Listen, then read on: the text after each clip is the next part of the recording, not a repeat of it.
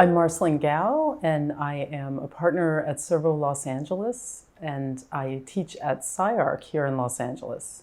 I was always drawn to both art and architecture, and so it was a really difficult moment for me to really decide that distinction where something is purely belonging to the realm of architecture or to art. And so that kind of led me in my own educational journey. I actually have studied both. And I began studying architecture in a rather traditional program. It was at the University of Virginia here in the US. And we were learning things like Beaux-Arts, watercoloring, things of that nature. And in my third year of that program, I came across some of the publications from the Architectural Association in London, and I was fascinated. It was a completely different world for me. And at that point, I was very happy to have the foundation of a very sort of disciplinary education in architecture, but I was also looking for something that would allow me to explore other facets. And so the fourth year, instead of finishing my studies here in the US, I actually went to the Architectural Association. And when I arrived there, I was just completely excited and met so many fascinating people, both the students and the faculty at that time at the AA. And I decided that I would stay there. And so I did my diploma at the Architectural Association. After graduating from the AA, I went to work in Berlin. This was in 1992. So there was a lot of work happening there. The city was really there was a lot of construction projects that were going on. There were a lot of those. I worked for Zvi Hecker on the new Jewish school in Charlottenburg that was we were just kind of finishing design development and it was going into construction. So that was a really amazing experience. At the same time, the work I had done at the AA was the kind of work, as I mentioned at the outset, that was really sort of touching on both, art practice and architecture. So I was building these large room-sized camera obscuras and using kind of spaces in a building that I would turn into cameras and allow photographic paper to expose over like 24 hours, and then developing that and sort of reconstituting other rooms from that material. And so when I lived in Berlin, at the same time I was working in the office professionally, I had friends who had started this gallery that invited me to do something. And so another friend of mine who had studied at the AA, who was also working, she was working in Liebeskind's office at the time, Juliet Seawright. We had an exhibition and one thing led to another. And so I started to actually produce a lot of work for these kind of exhibition spaces. And I never really was comfortable with labeling that art. To me, that was always architectural work within the realm of what an architect does, even though it wasn't a building project. And so that really has stayed with me, that sort of hybrid practice. And after that, after several years, I lived in Berlin for 4 years and did this kind of working and artistic practice. And then I decided to go back and continue my education and get a master's at Columbia University in New York. And that was a completely new chapter as well, because that was sort of the advent of digital technology being absorbed really actively into architectural pedagogy. And so at Columbia at that time, Bernard Schumi was the dean, and they were starting right at the kind of midpoint of the paperless studios, which were taught by Greg Lynn and Jesse Reiser, Nanako Umamoto, Stan Allen, Sanford Quinter. There were a lot of amazing people around at that time.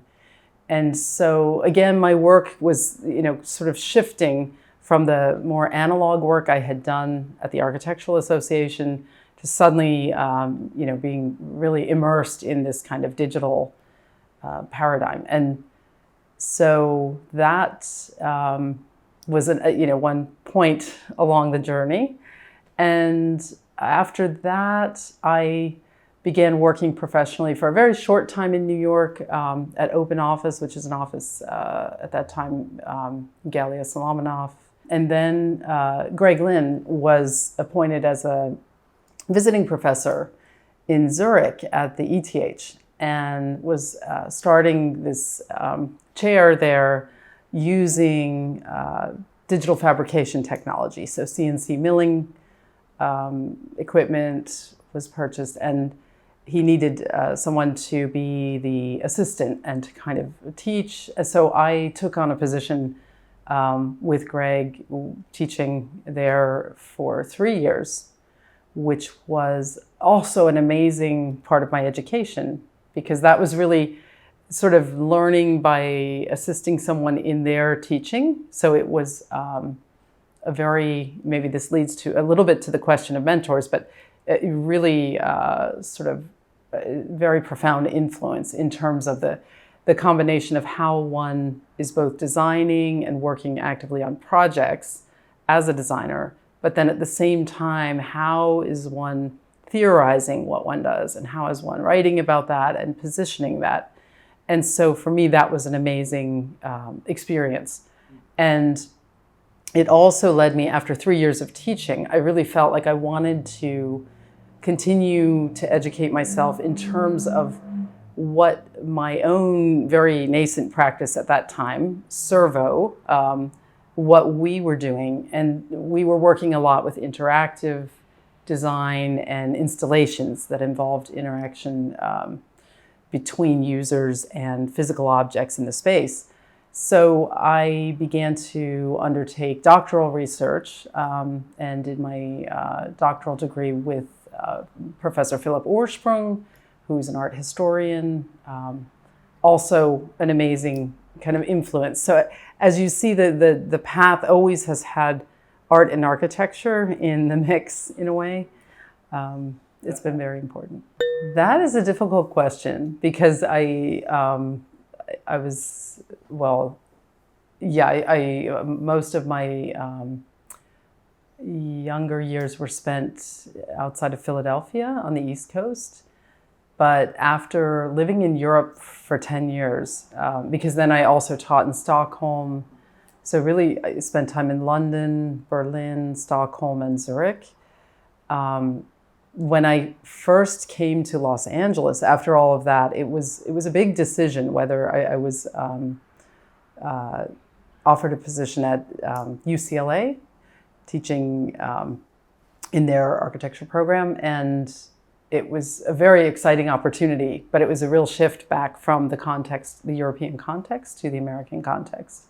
Once I got to LA, I loved it. So it was wonderful. So in a way, I guess the way I would answer that question about origin now would be, maybe this is sort of a new origin coming sort of later in the story, but this is maybe the place I really identify with. What I find fascinating about Los Angeles is it's such a diverse community of people. They're really, I have difficulty thinking of it as a single entity, as like one city, because as you move across the city and stop in different places, they're completely different communities.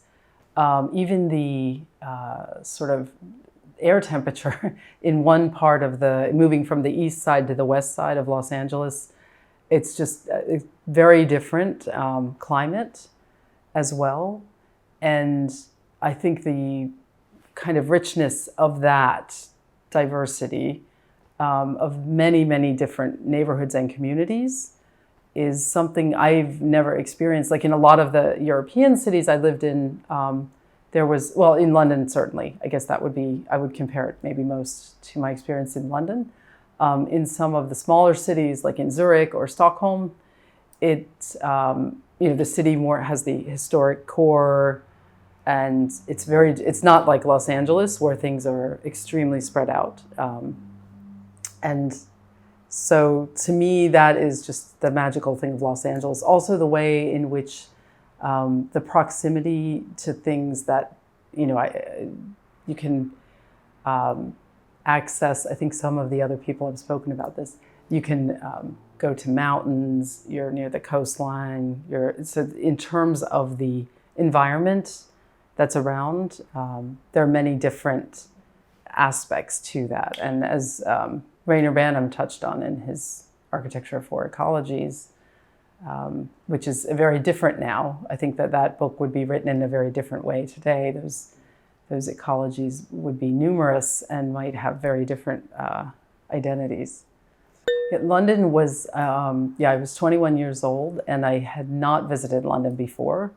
And so I arrived with a friend of mine, Casey Jones, who was studying at the Bartlett. And we did a Eurail pass, traveling, seeing some European cities. So that was just a really also formative experience in terms of being able to see all of this architecture that I had seen in books, and actually having the opportunity to visit these sites and see amazing works of architecture that I could only imagine before. It was really quite wonderful. And London itself, I remember being very surprised when I came to the Architectural Association, because it was sort of like a house. And I thought I was coming from a university, and so I expected somehow, I knew that it was a small school and it was a very intimate place and a small community, but I was sort of astounded that it was all kind of housed in these two Georgian houses. I think it's expanded since then, but it was I would say a moment in my life where I got there. Initially, I was intending only on staying for a year. And at the end of the year, all of my colleagues in the class, we were all going up for the RIBA Part 1. And I thought, well, I'm going to do this too, since why not? And of course, we all got our Part 1. And at that moment, I decided, I'm going to stay and I'm going to do Part 2 and, get my diploma. And so I did everything I could to make that happen. I feel so fortunate that I was able to study in different places. And I always advise my students, if you do your undergraduate work somewhere and you decide to continue to do graduate studies, I would move to a very different context so that it really enriches your experience. So having that kind of foundation in the discipline that I first had, and then at the Architectural Association, really questioning that and sort of pushing back on what are the boundaries of architecture. Then the paperless studio thing was completely different. I felt in the beginning very uncomfortable because I didn't know any of this technology. It was all unfamiliar. And it was a kind of a very important thing, I think, to situate oneself, even momentarily, in a position where one doesn't have that kind of comfort zone, and you have to sort of kind of step back a bit, be humble, and learn from that experience, and really be open to what are these new kind of ways of working, and to really open yourself for that, because sometimes it can be a little bit intimidating and you think, okay, I'm comfortable with the way I've worked before. And so I really learned that through that experience. So at the Architectural Association, I would say there, Donald Bates, who I studied with in the intermediate school. He was really the first teacher that I had there, was a huge influence. And he was coming from the context of Cranbrook. So that kind of pedagogy where we were doing a lot of reading, we were looking at photographs, we were working through collage, we were working through casting. That really revealed to me that there are multiple mediums at the disposal of the architect. That the assumption in my previous undergraduate education, we really learned more about the conventions of drawing and representation. But this was a very different experience where the sort of definition of what could be considered to be architecture really expanded for me. And then also Raoul Bunchoten was another huge influence who I studied with there in the diploma school. They had both previously worked together and both were coming out of the Cranbrook pedagogy. So there's a kind of influence. I mean, figures like John Haydock sort of hover in that constellation. I once had the opportunity to fabricate one of his pieces called The Angel Catcher, which was a sketch that he did in Bovisa, one of the books that we made for an exhibition that Don Bates organized in Briey in France. Then a huge influence when I got to Columbia University was Greg Lynn and Jesse Reiser and Nanako Umamoto, all really amazing educators and amazing architects. And I ended up working for a short time with Jesse and Nanako on some competitions right after I graduated and learned an immense amount from them. And then also having learned, as I said, from teaching alongside Greg and assisting him at the ETH, that was another kind of education, which was really about how the ideas that we are kind of constructing also sit alongside the artifacts that we're constructing. So kind of tying together ideas with things and objects. That was a moment where that I really learned from him.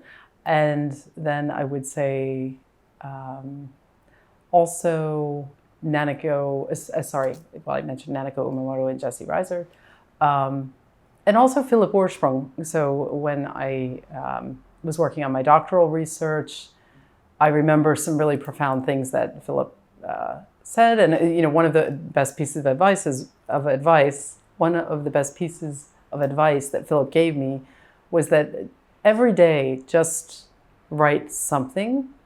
And even if later you set it aside or delete it or scratch it out, or every day if you're just putting something down onto paper, and I think this applies not only for the theoretical and research aspect of the work, but also design. And I take this, so when I'm working on a project, it's like, I'll do something. And then even if later it doesn't make it into the final version of the project, it keeps the idea going and developing.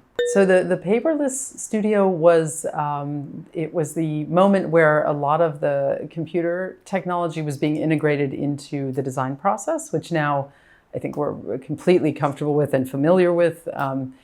But at that time, it was a big shift away from sort of more traditional modes of drawing and representing.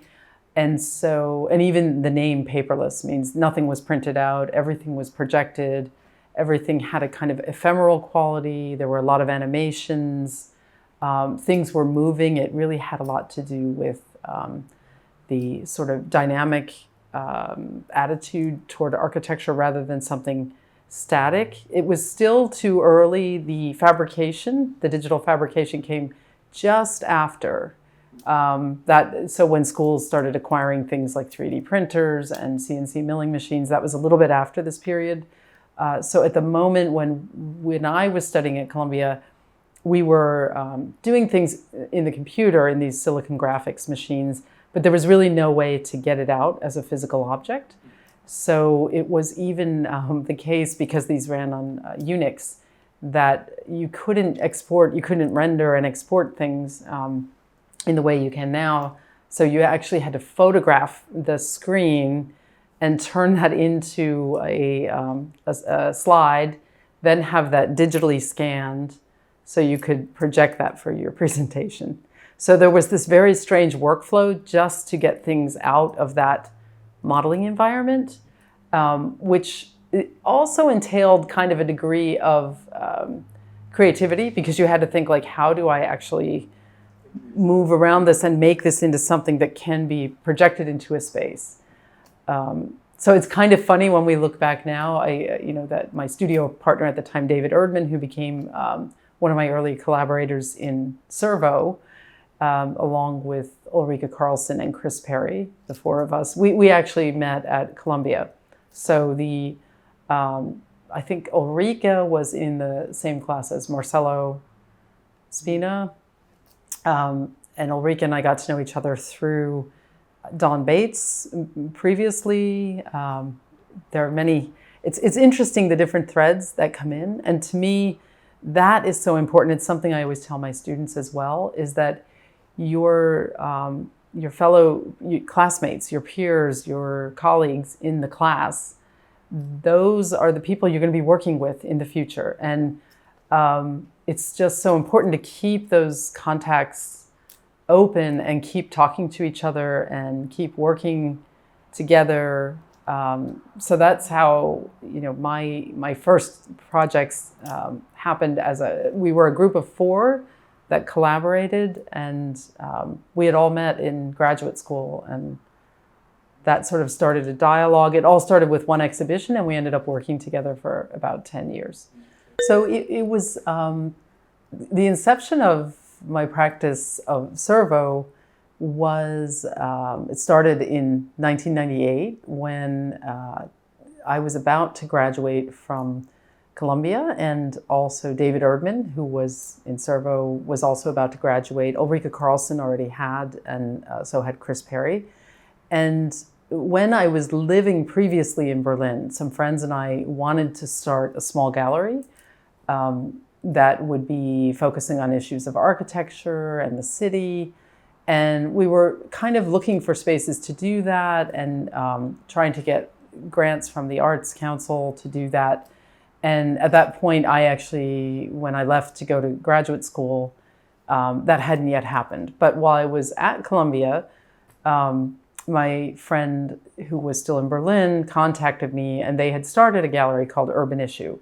And they had a space, and they were just starting to have exhibitions. And so they said, oh, would you like to do an exhibition? And because I was just finishing grad school, the last thing I wanted to do was show like a student project, from grad school. I was like, okay, I would love to do this. I would love to do something new, but I know that I will never have enough work to fill a gallery at this point. And so I proposed, would it be okay if I invite some friends? And, maybe there are like 4 of us, and we each put something in there. And they said, however you want to do, that's great. So I contacted Ulrika Carlson, David Erdman, Chris Perry. We talked about this. We decided to work on 2 different projects. So Ulrika and I were doing a project, and David and Chris were doing another project. And we installed it in the gallery in Berlin.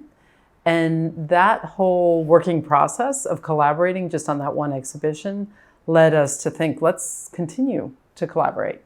So we continued to develop work, and it was, I think, a very rich context, because this is something I also stress to my students, that a lot of times we have the image of the sort of solo designer or author in architecture. And if we look to some of the, in history, we can see certain individual names that come up as being, famous, well-known architects.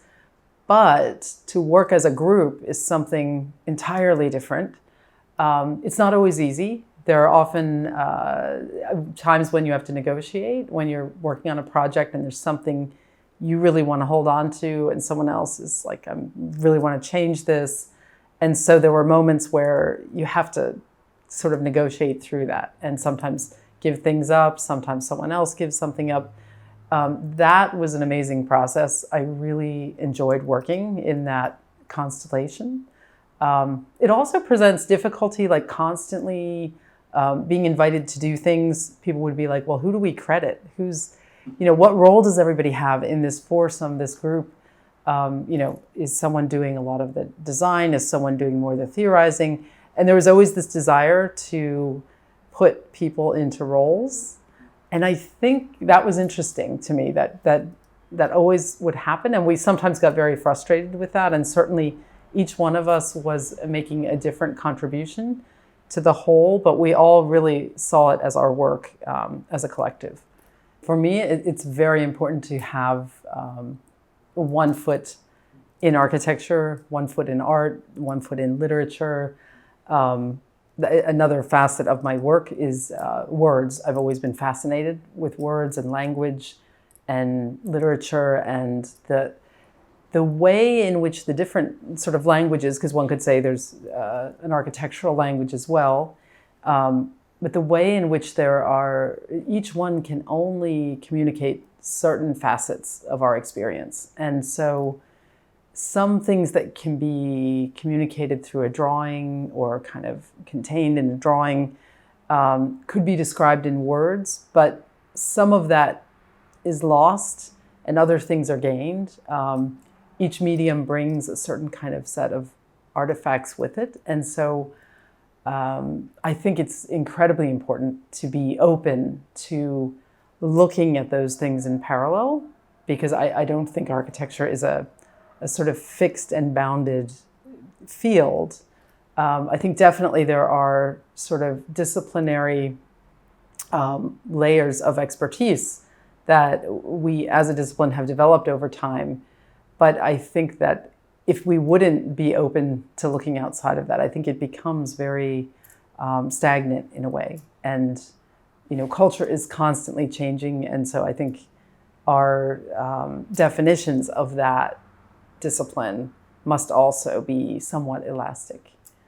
I actually think that the tools that we use and the technologies are, in the best case, I think that they don't necessarily define the outcome.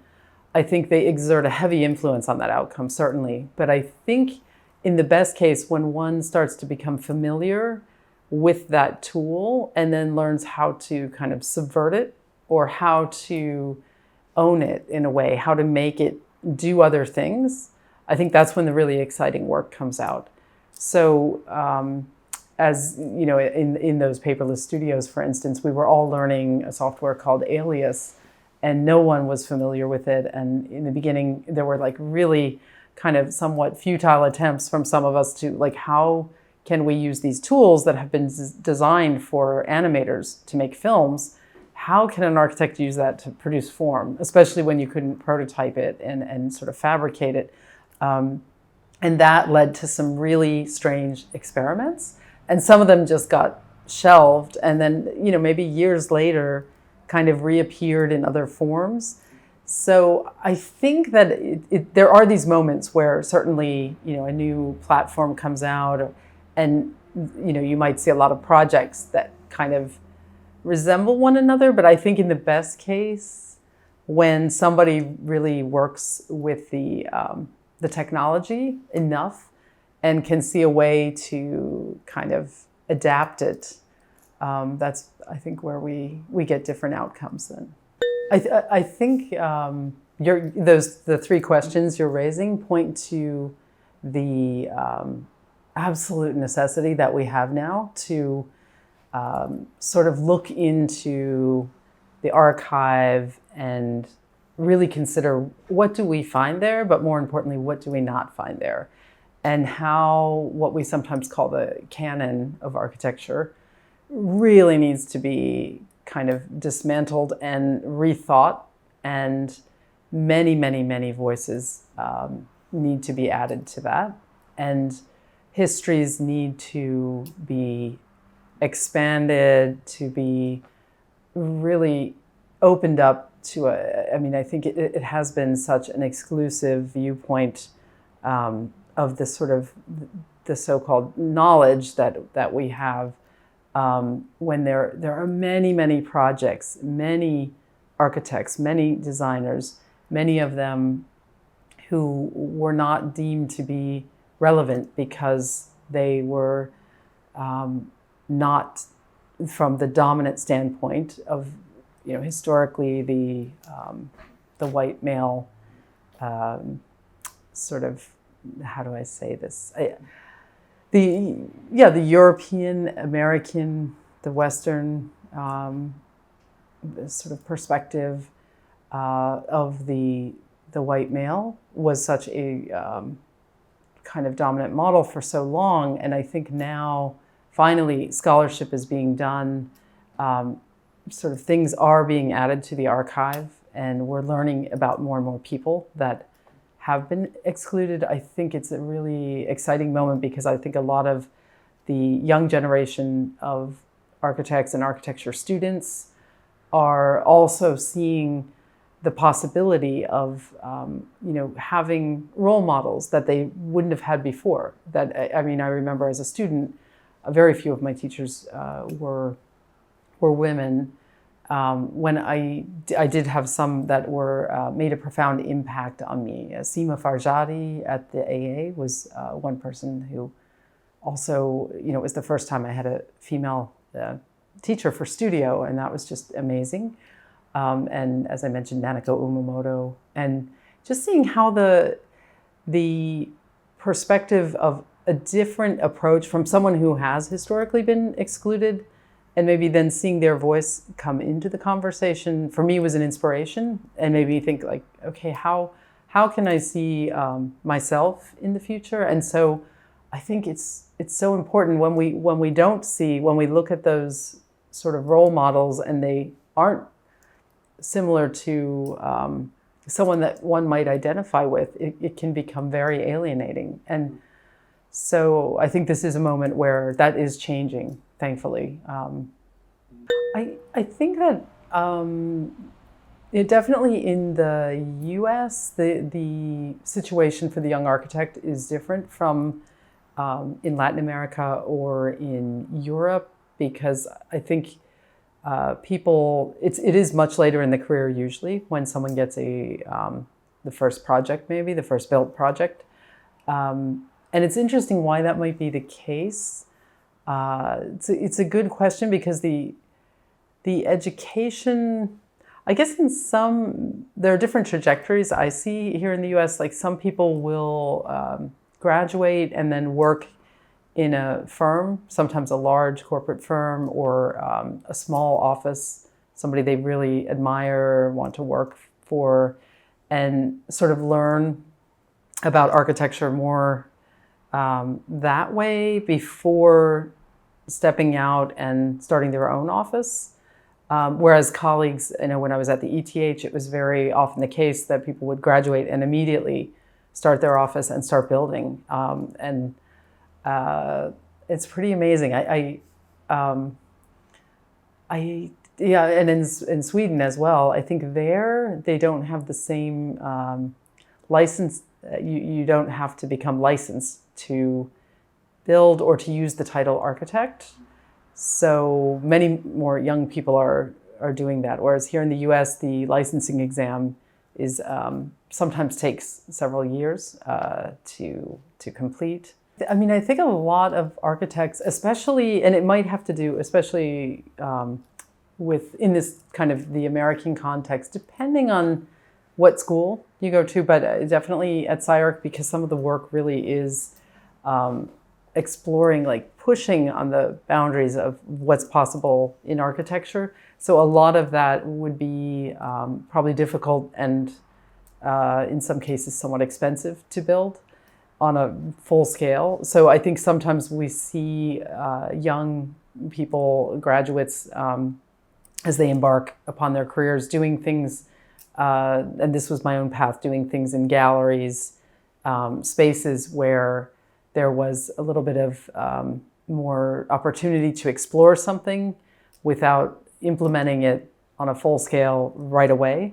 So being able to test some things, try some things out. And I think that is often a path where people do kind of installation work or have exhibitions or receive a grant to do a small project.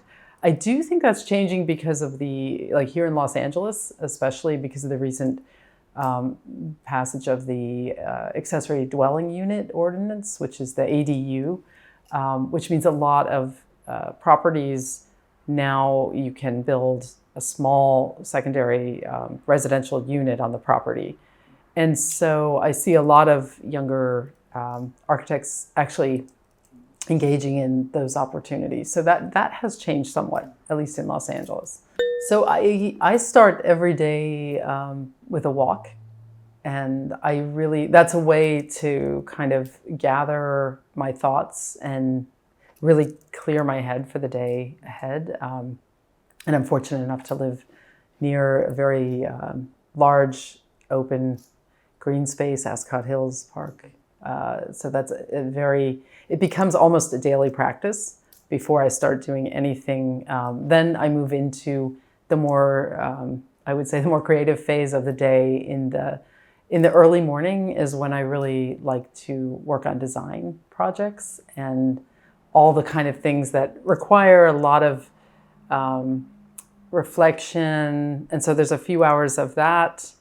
And then I would say there's a small chunk of the day then where it's more the kind of maybe the more analytical part of the day, and doing things, emailing and communication and those things. But I like to bracket out if I'm really trying to work on a design project or write something, because I also write things. I need to get this kind of quiet, like a couple of hours that are really bracketed out just for that. And I think it's challenging because of all, we're constantly surrounded by media and our devices. And so sometimes you really have to kind of sort of implement that as a time where I'm not going to be checking emails or things like that. And my first experience with teaching, I had a very brief teaching one course after I graduated from the Architectural Association at a school in England in High Wycombe. That was in an interior program. So we were really looking at like the interior space. But really the first architectural experience was teaching with Greg Lynn. And that was huge, an enormous opportunity to learn by kind of actively observing how someone teaches. And it's funny because it sort of led me to part of my work now, educationally, my academic job at SciArc is I coordinate the Design Theory and Pedagogy program, which is one of our postgraduate programs. And in that program, we're actually discussing with the students, not only what we're going to teach in the future, but how we're going to teach. And how does the architectural education have to transform, and what things do we need to kind of move beyond? What traditions are there that we inherited from older models that, some of these things are still very valuable, but others really need to be questioned or just jettisoned completely. And so that's what our students are doing. And I feel like it was part of that involves them observing some of the design faculty as they're teaching and reflecting on, how are the studios set up? How are students evaluated? How do we have reviews and critique sessions? Anything from like a desk crit to a larger studio review. What are those different formats, allowing for us to converse about? A big discussion now has been with remote learning. I think we were all immersed into that overnight, like a year and a half ago. And I think now starting to look at, okay, what are the opportunities, even as we move back to teaching in the schools physically, what aspects of that remote education might we want to keep? And so, for me, the sort of teaching and the work I do, the design work I do, are always kind of feeding back to one another. I think I'm extremely at home in academia, and I couldn't imagine not teaching alongside my design work. My office is very small, and we mostly do sort of things, as I mentioned, in galleries and smaller installations, sort of speculative projects. So it's not really a practice that's engaged with building. But I think my real contribution is sort of making that bridge between the theoretical aspects of what we do and really drawing that into the design aspects and looking at, anytime I try out a new technology, I try to question, like, what is that doing for me? So like recently I've been working on a series of photogrammetry scans of sites and landscapes and starting to make what I call new grounds out of them. And the question there is about like how a tool like photogrammetry can fundamentally operate differently than the way we would normally model something or construct something. What does that do to even that word design?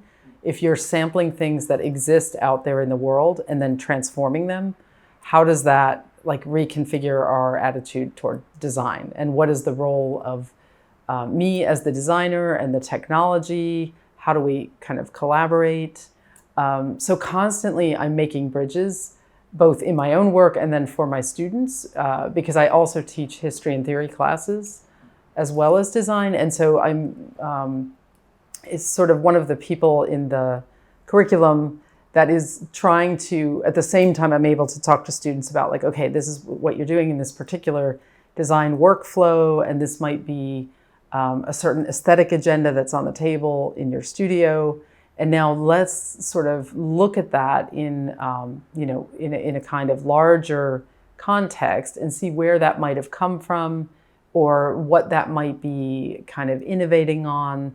And so trying to situate some of that work as well and draw in like a larger context has always been really important for me. And I think this goes back to the fact that I sort of bounced between art and architecture, and having done research like for my doctoral degree, spending time in archives and actually writing about, in my case, I was writing about early collaborations between artists and engineers using early kind of wireless technology and the way in which that technology was valued in their practices.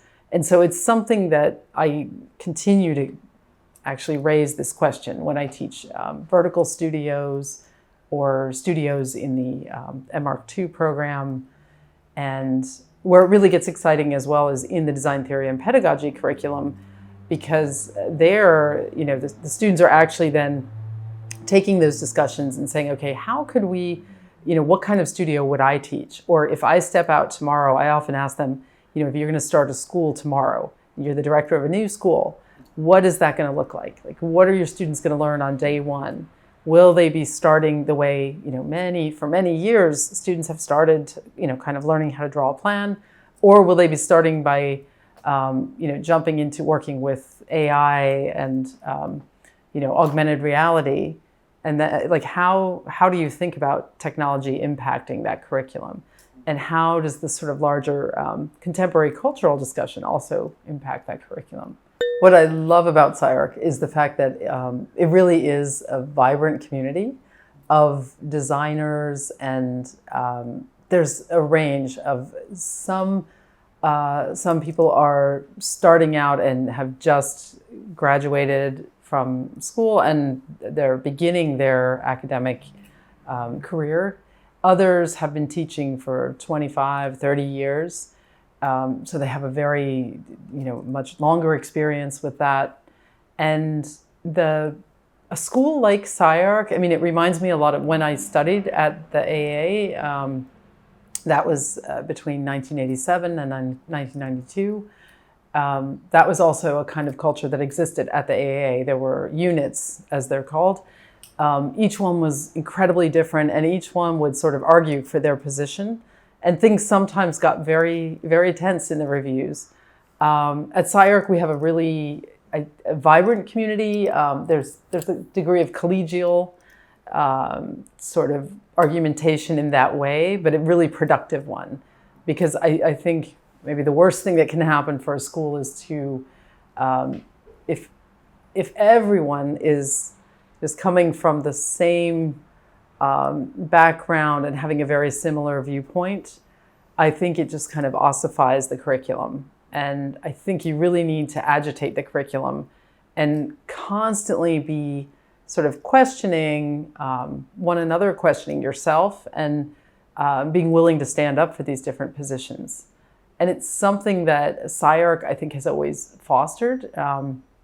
Eric Owen Moss, when he started the SciArc Gallery, he really insisted that that was a place where faculty members would be invited to exhibit things, but it had to be something you made new for that space. It wasn't the kind of space where you would just show existing work that you've done. And so it was a real challenge in real time. Like, here's a space, here's a little bit of funding to do something, and what are you going to do? And so it was a great way also for students to see, okay, what are the faculty doing? How do they work within that kind of context? And then a wonderful aspect of it as well is that students actually, there are workshops for academic credit where students can also work alongside those faculty. So I think the school has always promoted that kind of active exchange, and not sort of settling into like a fixed identity or the kind of school where no one really knows what anyone else is doing. I think at SciArc, you're constantly seeing what's going on, and there is a lot of diversity, and the school does go through different phases, different generations. I think now we're embarking upon a new one, as many schools probably are, after being dealing with hybrid learning and partially remote learning over the past year and a half. I think it's going to be fascinating to see how we sort of re-enter that world of a school, and literally how do we physically use it? What happens to studio culture? Really important questions. Maybe the hardest thing that I've had to learn to do is to be patient and to really not, if something doesn't kind of go in the way in which I would anticipate immediately, not to sort of give up hope for it. And sometimes there are projects or ideas or collaborations, things that start, or you might have this idea, get very excited about it, and somehow it doesn't kind of come to fruition right away.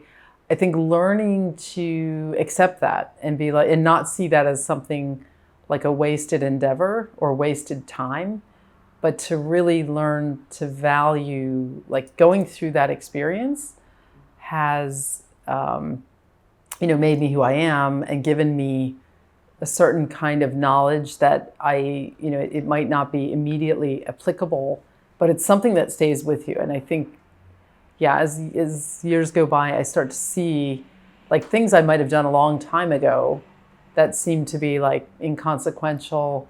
Suddenly it's like, oh yes, that really has informed me, that has influenced me. So that, it's not always easy, because sometimes I think one gets impatient.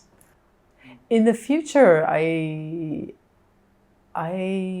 would like to become more open to learning things that I'm not familiar with, again, this idea of like not being totally comfortable with certain tools or techniques.